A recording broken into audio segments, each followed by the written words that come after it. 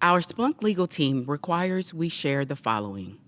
As you might expect, we'll be making forward-looking statements about our business and financial performance during the course of this presentation. Those statements are subject to risks and uncertainties that are described in our filings with the SEC. Please refer to the full text of the forward-looking statements slide for further information. We ask that you refrain from audio or video recording or rebroadcasting any of the content.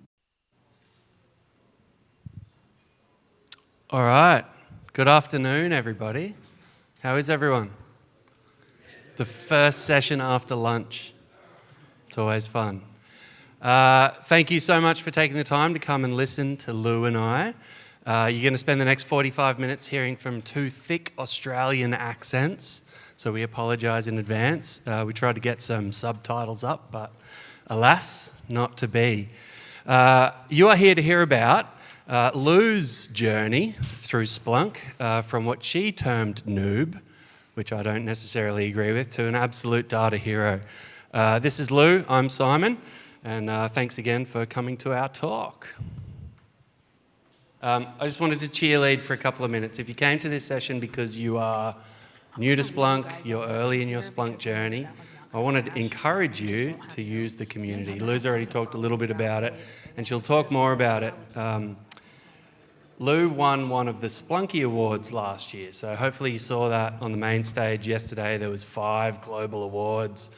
She's been working with Splunk for a while, but obviously it's just a part of her job. So I was incredibly proud and a little bit blown away because I didn't know that she'd actually been put forward for that award, but she did. And that is born out of this community. So you've probably seen folks in fezzes walking around. That is the Splunk Trust. Hello, sir. Thank you. These people are amazing. If you haven't met them yet, please go and there's a couple of booths down in the pavilion. You can go and have a chat to these folks. They are incredible. They are generally Splunk partners or customers.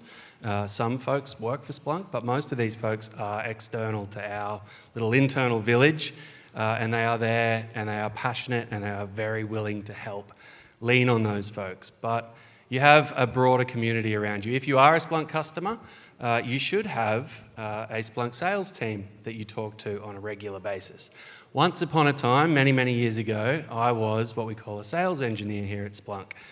One of the technical folks in the field that gets to spend their days doing wonderful things, going out, talking to customers, helping them with interesting data problems, going and spending time on site, helping build out solutions, onboard new data sets, all of these sorts of things. So I had a customer who was a credit union in Australia, customer-owned banking entity, and I spent a lot of time, my background is in cybersecurity, so I was working with their security team doing all sorts of defense type things. I was working with a wonderful human named Jen, who was just incredible. And she said to me one day, hey, listen, I've got a new group that I want to introduce you to. This is the fraud and financial crimes team. I got incredibly nervous because that's not something that I'd ever done before. But it turns out it's extremely interesting work and it can be solved with data. I went in maybe 2 days later, met with this wonderful person, and I guess the rest is kind of history between then and now, which was what, 7, 8 years ago now? A long time. So my point here is, if you don't know who your sales engineer is, you should find out. Those people get paid to help you, so use them, abuse them. Lou used to call me, email me, text me, still does, even on the weekends. We're here to help. A lot of these people have incredible depth of experience and they're very willing to help you. When their wisdom runs out, they have all of these other folks that surround them that you can and should be using. So if there's some things up here that you don't know about, that you haven't heard about before, if you don't know what Splunk Lantern is, as an example, if you don't know where the docs pages are, if you don't know what our customer success organisation is, ask the questions. Come and have a chat to us afterwards because this will make your life a lot easier. Start leveraging Splunk AI assistants, ChatGPT if you will. Leverage the education and training that's available. There's a whole bunch of free things And you too could stand up here like Lou. So I'm going to hand back to Lou. She's going to take us through some of those use cases that she was talking about and show us why she is a Splunky Award winner. All right, guys. So just to start, this is my second time presenting to a large group. So if I get nervous or I stumble my words, I apologise. So pretty much as we begun randomly winging it through while we had no slides, I have started to tell you a little bit of the journey in how I came across Splunk and my good mate here, Simon. So pretty much we will go to that IP issue. So on screen you can see, as an example, this is just the sort of pattern we were seeing when we started getting all of these customers on board. Visually, you can tell, even just by looking at that particular section, there's a bit of an issue. If you've got customers coming from different locations, different IPs, different countries, all coming in with the IPs, to us in the financial crime world, there's issues there. You can also see some of the other data that we were getting through. Typical fraudsters like to make fun and games when they're coming through, so we'll see things like the animal kingdom being used in email addresses. So we've had sleeky sloths, minky mouses, all sorts of different animals that would come through with email addresses. Again, visually to pick up in a quick Excel spreadsheet, but when you've got 4,000 customers onboarding every 24 hours, you can't rely on manual systems. You can't rely on yourself and your team to pick up all of those dodgy customers. You could potentially turn off your onboarding. For a bank or a credit union, they don't really like to turn off their new customer onboarding system. They're not getting money in the background, and for banks and credit unions, that's really what it's all about, is getting new customers and getting new revenue in. So with this particular IP issue, we knew we needed to do something. We had Excel. We had no other tool but Excel and 4 analysts that would review these onboarding logs every day.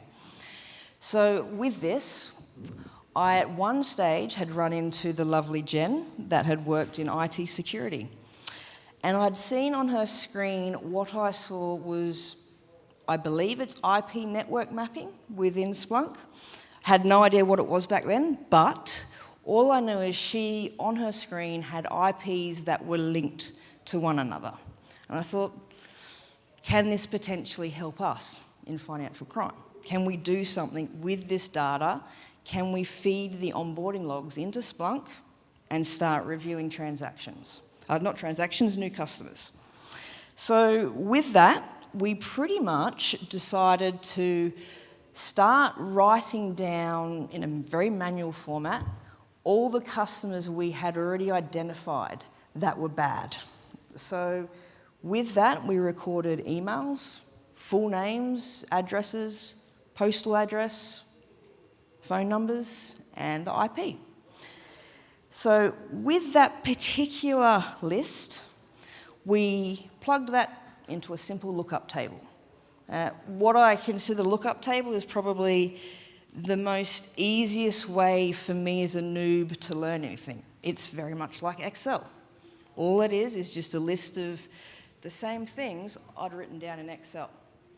But what we did that was a little bit smarter is we joined in our onboarding data in real time. So that basically when we had customers onboarding, they would hit our bad list of identifiers.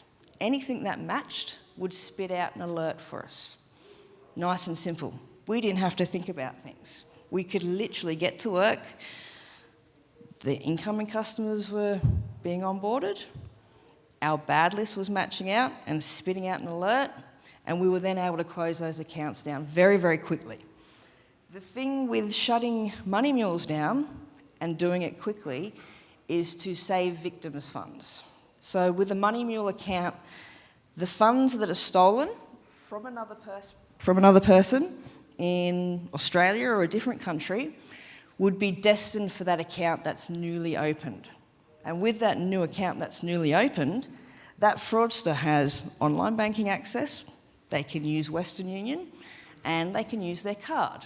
So being a money mule and a fraudster, the first thing back in those days, what they would do is simply log into online banking and send that money to a different bank. That money would hit a different bank. It would then be moved again to another money mule account. So this is constantly happening. I believe it happens across the globe. It's not just an Australian problem. It's a societal problem, a global problem that we're all facing.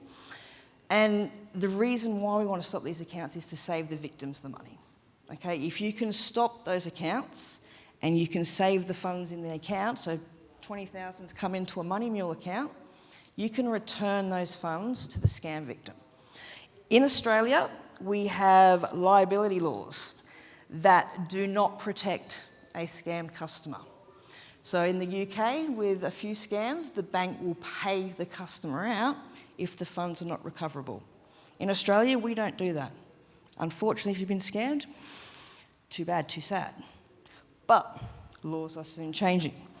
So with this, with the IP issue, we saw we had trends with last names, with addresses, postal addresses, emails, and phone numbers. The IP trick worked for us. It simply gave us an alert every single day on our nice little dashboard, very simple dashboard, and told us what was matching to our customers. So we could, from this dashboard, go into our core banking system, and we could plug in that customer detail and shut them down within about 5 minutes of seeing the dashboard or receiving an email alert. So with that, we decided this was working really well for us. As a team, we didn't have to pull out an Excel spreadsheet every day and look at it. We thought, why not take it further? Why not actually use the data that we now have in Splunk to actually build us a proper tool in our system that we could rely on, and again, we didn't have to rely on Excel. So we got to the point where we built our dashboards into a multi-dimensional, what I call a multi-dimensional system. It was tracking every single bad identifier we had recorded over the last 8 to 10 years, I think we had in data for the bad list, and that would run live. So we went from a manual process of adding it to a lookup table to then getting everything ingested in a live environment. You can imagine the time change with how quickly we could then act and close accounts down and stop these fraudsters. So with this particular dashboard, again, very simple. Each panel was telling us what was matching.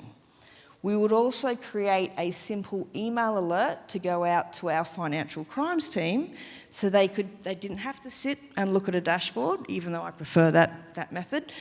They would certainly receive an email and take action immediately, okay?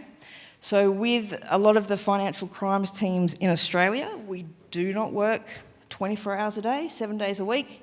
It's a Monday to Friday, 8 a.m. to 5 p.m. job.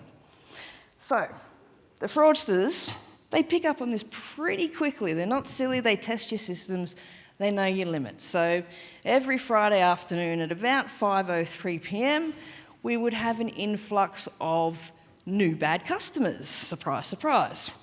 So with our new bad customers, obviously we've got our dashboard up and running, we've got our email alerts up and running, and we as a team could stop these accounts within 2 minutes of them coming through. So we worked and continue, the system is still in place to this day. We worked hard on building from scratch something we could rely on. And what I mean from scratch, the entire financial crimes team had never used Splunk before. We'd never seen SBL before. I didn't even know what an index was. Unfortunately for our IT security team, they gave us a little bit too much access. So the first search that was performed was an all-time search over index equals star. So we learnt our lesson very, very, very quickly. That's probably, I think, maybe a few people have done that, or maybe it's just the noobs that do that. But we learnt our lesson very, very quickly, and we also, as an organisation, we learnt that we needed to keep our data quite separate from the rest of the business. We were very new, a very new team, okay? So we had our own indexes created, we had our own portals where we could play around and do what we needed to do and test things. So from this multi-dimensional system, we started seeing that the mules, or the fraudsters, clearly knew we had something in the background that we could use to detect them and detect them very quickly. So obviously they would change their tactics, and for a very, very long time there, we had thousands of customers that were using identity theft or identity theft documents to open the account. When you've got an IDT, it's very, very, very, very difficult to pick up. It's me applying for an account with the real identity, knowing I'm going to defraud the account. So you're looking at customer data that doesn't ping on anything. There's nothing on the IP. The IP will resolve to that customer's address they've put in the system.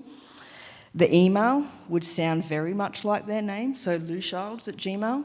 It wasn't Minky Mouse or Sleeky Sloth. It was very, very difficult for us to pick up the IDTs. So we decided to play around and start working with fuzzy matching. I still don't understand the SPL myself. Even though I wrote some of it, I don't understand sometimes what I'm writing because I'm learning from people like you in the community. I'm getting samples and bits of code here and there that I join and use for my own benefit and my own way of learning. So with that, we created our fuzzy matching dashboard, and that resolved our IDT issue. So we could now see the customers that were testing the system with very similar data, okay? Again, a very, very powerful tool in preventing fraud and stopping fraudulent accounts from being opened up. But again, the most important point, stopping victims' funds. There's a lot of scams that happen in Australia, too many, and there are many, many people that are losing their money. As I said, the banks don't pay out customers in Australia. It's simply too bad, too sad. You've been scammed and that's your own fault. So, with these scammers, we thought, well, we're using Splunk for customer onboarding. Why wouldn't we use it for transaction monitoring? Makes sense. You know, we've got that data's already in Splunk. The IT security team used the online banking data for their own security purposes, but we thought we could tap into that. We've got mules that we know, for some reason, they stick to a dollar payment of around $4,990. It's just below the daily limit for most banks, but it was very obvious with these guys that they would stick to certain patterns. They would send to certain BSBs or I'm not sure what they call it in America, bank account, SWIFT numbers? Yep, okay. So pretty much. So they were sending very regularly to these same SWIFT payments. So Western Union, all those sorts of places, Travelex, to get their funds out. So we thought, we need a transaction monitoring system. We again relied on our good old Excel reports for a daily output of what we considered then high-risk transactions, which is usually a high dollar value. You know, you don't have time to look at all of your customers' transactions. It's nearly impossible. Why not get a system to do it for you? So we created the fraud and financial crimes transaction monitoring. Very, very simple. We could see pretty much, this is obviously sample data, but we could see pretty much what new customers were coming through. We could see transaction alerts and how many triggers we had for each alert that we created. So we started very, very simple. We knew with these money mules, they sent between the $4,000 and $5,000 mark. So we simply created an alert. Let us know whenever a customer sent a payment for that amount. And what do you know? We were picking up mules within hitting that submit button. We had all the data there that we needed to go, we've got a pattern here. We've got customers doing the exact same thing over and over and over. So that alert, that one alert for 4,000, 5,000 was perfect. It was, I think, a 1-to-1 ratio. Everything we were getting was pretty much marked and confirmed as fraud. Again, we thought, well, this is brilliant. You know, we don't have to do this manually, guys. We can literally automate this function for our team. So we went out further and we started creating the transaction monitoring system. Very simple, you know, multiple IPs being used. Members share, or customers sharing the same IPs. Large transactions. Very, very basic and simple alerts. Things that people like me as a noob and the rest of my team could create ad hoc as we started seeing these new trends coming in. So obviously, as I've said before, the mules pick up on this pretty quick. When you put in systems and alerts in place to trigger and you stop and disrupt their activities, they notice it, so they start changing their behaviour. Luckily enough, we had obviously everything built in Splunk, so we could really easily go and change those values from 4,000 to 5,000 to 5,000 to 6,000. And we continually done that for a few years to continuously get on top of these mules and disrupt them. So at the end of disrupting these guys, the result for the organisation as a whole, the new customer onboardings slowed down, the mules didn't see our bank as the #1 choice, and they moved on and became someone else's problem. Maybe that's not a good thing, but it's the way it works in fraud. You close someone down, they'll move somewhere else. They'll go to a different bank account. So, from those days of creating the transaction monitoring, again, which is still in place to this day, 6 years later, and working very well, there were times where we as an organisation and a department of fraud and financial crime analysts, what system we wanted. Now, I don't know if it's a big thing over here, but everybody wanted BioCatch. BioCatch is biometrics. Don't know why we would want that for money mules and transaction monitoring. It didn't help us. It really wouldn't help us. These tools we were quoted, some of them were very expensive, some of them were out of reach completely. For a lot of credit unions in Australia, they are very tiny. Some only have 3,000 customers in total. So they can't afford to go out and buy these massive programs and then implement them with their, usually one person in their IT team. They don't have the capacity to do it. So with Splunk, it makes things pretty easy, in my mind. I don't see why banks aren't using this, and small banks. It's a relatively cheap product. You can do and create whatever you like in there if you've just got the vision. You've just got to keep playing with it. And that's a big part of this journey that I've been learning with what I've been doing. It's testing things, mucking around and playing in the system. I still believe I have no idea what I'm doing, but sometimes it works and it gets the mark and you're like, I'm going to go and do my little Splunk happy dance now. I've figured something out. You know, everything's working. I don't know what I'm doing. I'm a noob. But this is actually working. And my boss is sitting in the background going, excellent, excellent. So you'd think then I would continue doing what I was doing. Unfortunately, I decided to leave. I'd done my dash. I'd been at the bank for quite a number of years. But playing with Splunk gave me a little bit of a career direction change. Been doing fraud for 20 plus years, and now all of a sudden I could visualize what I was doing for the last 20 years. To me and the role that I was doing, visualizing the data that we could see was the most powerful thing we could do. If you can't visualise it, in my opinion, you're going to miss things. You're not going to see the entire picture. Fraud and financial crimes, you don't want to miss a beat. So, I decided to go and get a new job. This time, instead of customers being the people that I was servicing, I was now working for the Customer-Owned Banking Association with Australia. So the banks were now my customer. I thought, what have I done here? I've gone to a company, everything I've just been building in Splunk, I can no longer do. Right. I also didn't have Splunk at my new company. That was a bit scary. So, from there, I thought, how do I get Splunk?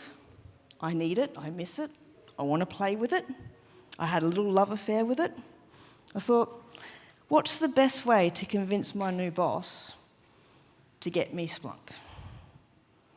Pretty simple. Scams data. Okay. I have had to leave some data labels off, but pretty much everyone knows what a line graph is. The lines were showing our scam types that had been reported from our customers over the course of the year. We could very, very clearly see spikes and patterns. So recently, remote access used to be one of the top fraud types in Australia. We could go out as an advisory association to 56 different mutual banks and credit unions and say, hey, stop paying so much attention on remote access and start looking at your phishing problem. That's a powerful tool. When you can go out as an association and tell your members, this is where fraud is happening. This is the direction of where things are going and where you need to put your attention. Yes, we can all sit there and try hard and look at remote access scams and figure it out, but when you're a customer and a fraudster scammed your brain, everything is coming through in your transaction logs. The IP is coming from your customer. The authentication or the one-time password is coming from your customer's device. You can't stop that sort of stuff. So we could actually go out and give people these trends and tell them where to concentrate. If we weren't able to tell them where to concentrate, the phishing problem in Australia would have blown up even bigger. So at the moment, phishing, I believe if the figures are correct from the Australian ScamWatch site, I think we lost 233 million last year. This year, being only 7 months in, I believe we've already doubled that figure, and case numbers have already doubled as well. So we have a massive problem currently within Australia with phishing. So, as I said, with that information, being able to visually show people what is going on, it makes them take action.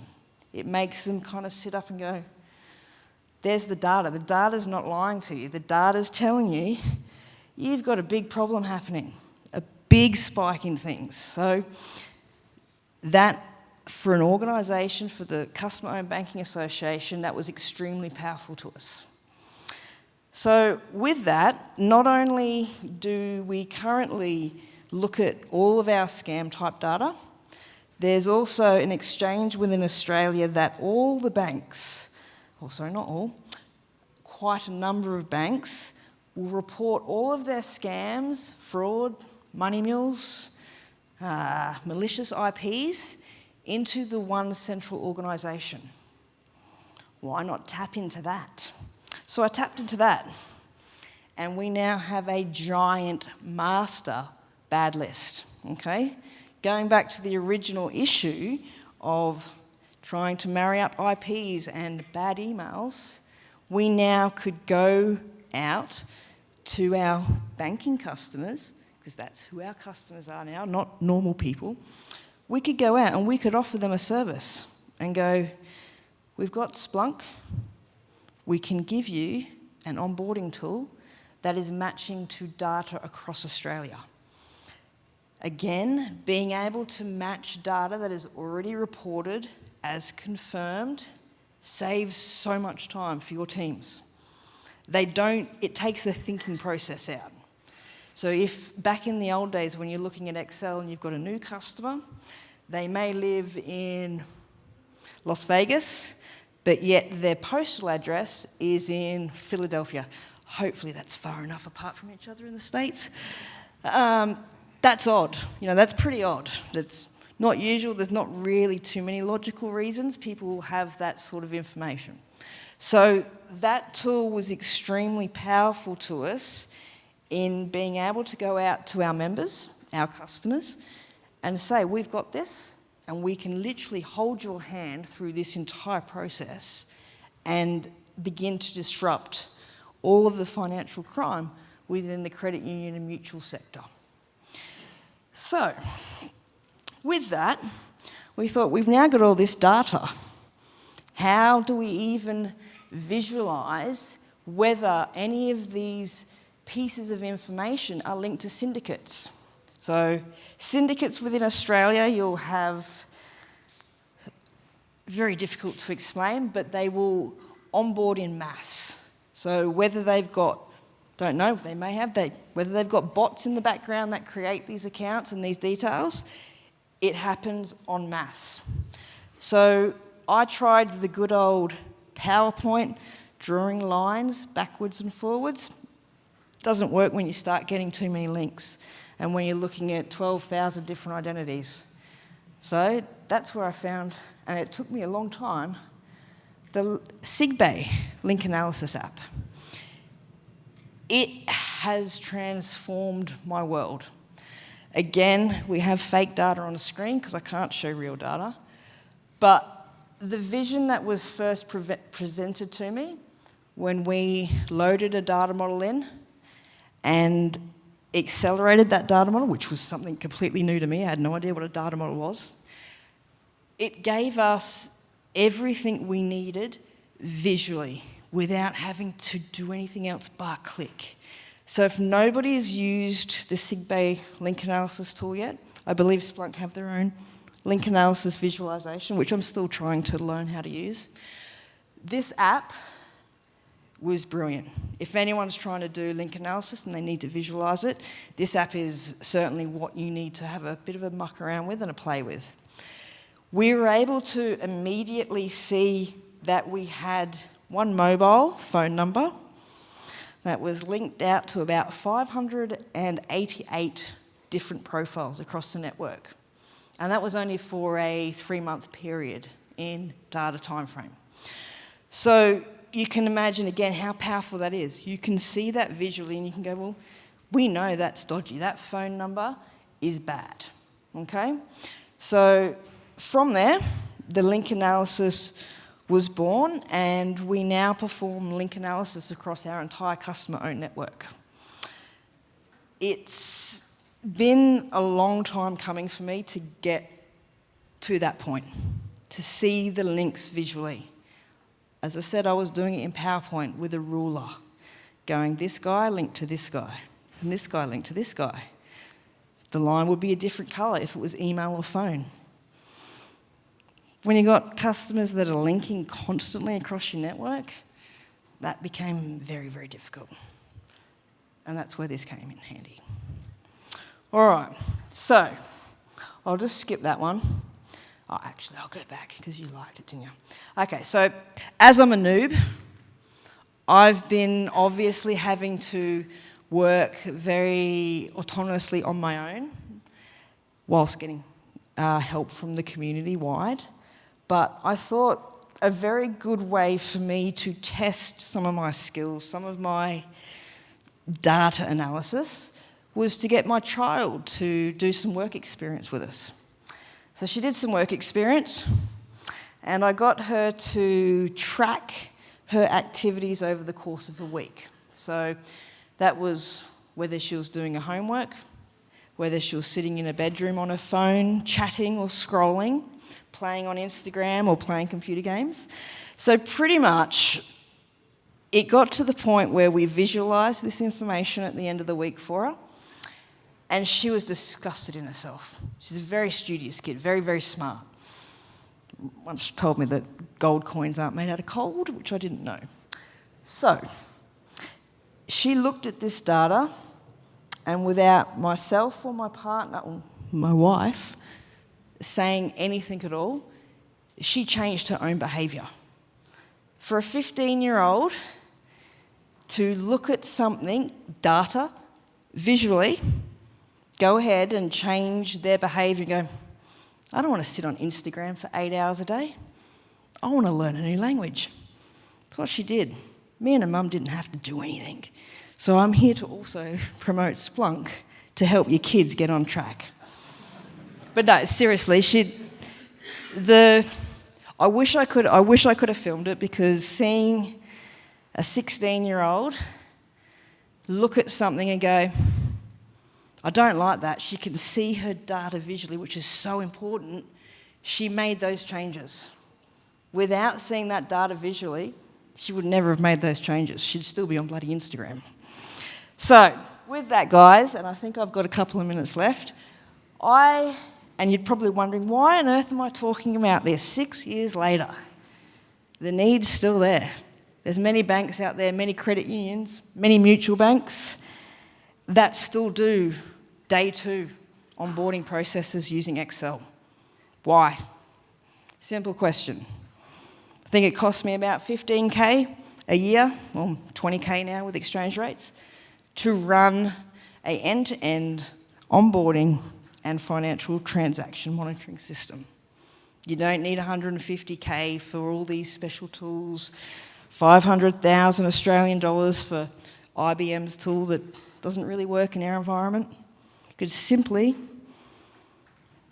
buy an app and install it, and your financial crimes teams are up and running. So I'm here to end my presentation on the idea that I had so many years ago, is to bring this app to life. As I said, I'm a noob. I'm going to need help to do that. So I'm going to throw it out to the audience to meet up with us afterwards, have a chat, ask questions, but I'd like to get this app out onto Splunk Base. Obviously, it needs some improvement because I'm a noob, but if anyone's out there, hit us up. Anyone got any questions?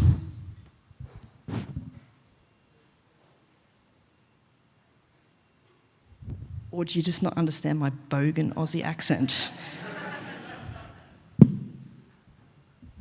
All right, well, pretty much, guys, that's the talk on fraud and financial crimes.